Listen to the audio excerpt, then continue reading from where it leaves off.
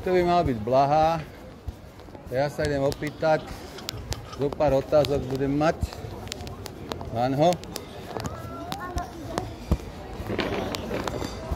Ja mám nervy z toho.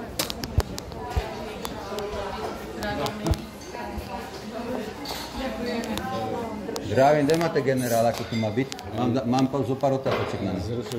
Ja, čo je do kakany nebude. Prečo ja? Však spraví strašne. Nestihol z východu. Ja nestihol, no dobre, takže ide do Smolenic, že by som ho išiel tam kúknúť trošku.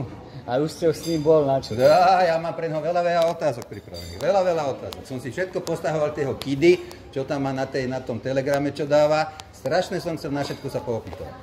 Lebo je to katastrofa. Je to katastrofa, čo ten chlap robí. Ostuda, kolaborant jak svinia. Je to tak, bohužiaľ, to je môj názor a beriem to tak. Dobre, kolaborant není škaredé, to je normálne výraz, to si pozriete, čo to znamená, však vieme, čo to znamená. To je spolupracovník. No, spolupracovník, presne tak. Velebí Rusov, pritom nás označili ako nepriateľov štátu. Slovensko je nepriateľ štátu. Vy si takú tašku... Nie. Dobre.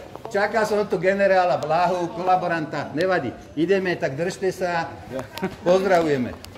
Lebo ja mám strašne rád sa porozprávať. Ináč dobre tetovačku máte. Začne tú tému vždy na hodinu. Dobre, počúvate, mám toľko otázok, by som mal na ňo. Dobrá tetovačka. Dúfam, že tam nemáte voľaký ten váš, lebo aj ten váš, on je takáč celý dotetovaný. Už som sa ho minule chcel opýtať, či tam nemá voľakú kerku takú, ktorá by bola zlá, lebo teraz to je strašné. No by ste sa čudovali, aké zlá.